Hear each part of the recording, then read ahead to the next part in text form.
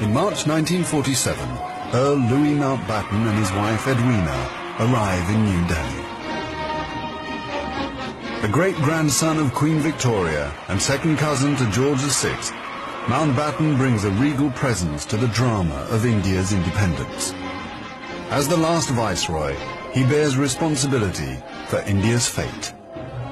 2nd of April, 1947. I have now completed my first week in office. I should like to be able to paint an encouraging picture of my first impressions, but feel it would be misleading if I did so.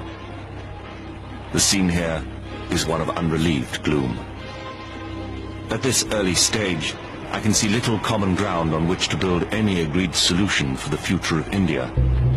The only conclusion I have been able to come to is that unless I act quickly, I may well find the real beginnings of a civil war on my hands.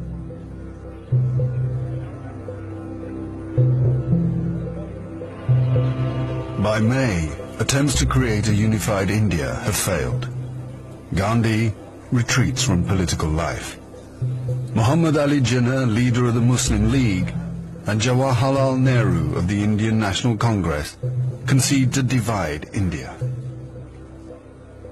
Fearing a total loss of control, Mountbatten brings forward the transfer of power to August. Two nations will be created by partition, a secular India and a new homeland for India's Muslims, Pakistan. Nehru addresses the people of India. Long years ago, we made a tryst with destiny, and now the time comes when we shall redeem our pledge. At the stroke of the midnight hour, when the world sleeps, India will awake to life and freedom.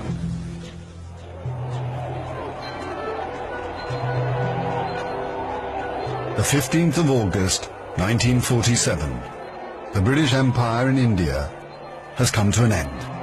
The last viceroy, Louis Mountbatten.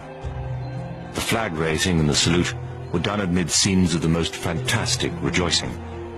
And as the flag broke, a brilliant rainbow appeared in the sky, which was taken by the crowd as a good omen.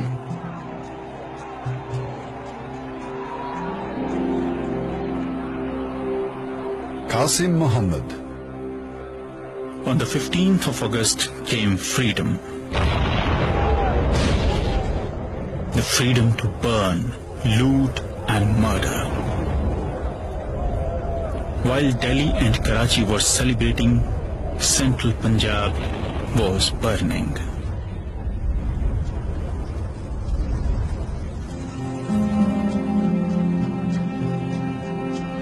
Between August 1947 and March 1948, 4.5 million Hindus and Sikhs are forced to migrate from Pakistan to India. 6 million Muslims must move in the opposite direction. Britons and Indians witness the bloodshed. Shahid Ahmed. It is a battleground. People have gone mad. Trains to Pakistan are being looted and occupants slaughtered. We all knew that carnage was in the offing. So did Mountbatten. The British Empire, which tried to build India over centuries, can never live down this great tragedy.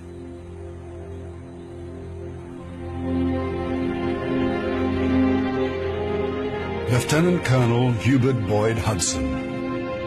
The sight from the air was awe-inspiring. In this chaos, millions of refugees were struggling to get to India or Pakistan. Thousands of others were doing their best to prevent them, murdering them by the hundred. But death is nothing. There are things more terrible than death.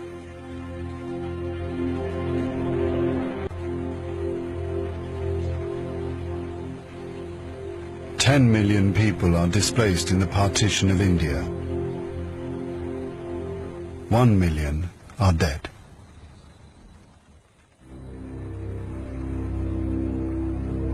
By the summer of 1948, most of the British have left.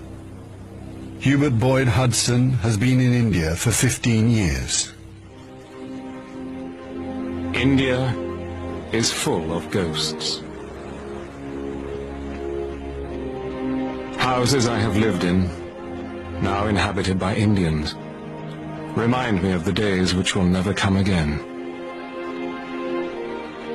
When the Viceroy drove past with a cavalry escort in red coats, I have seen the greatness of the British in India, but now it is all ended, and we are the last to leave, the few who are trying to tidy up the mess which the sudden splitting of an old empire has caused.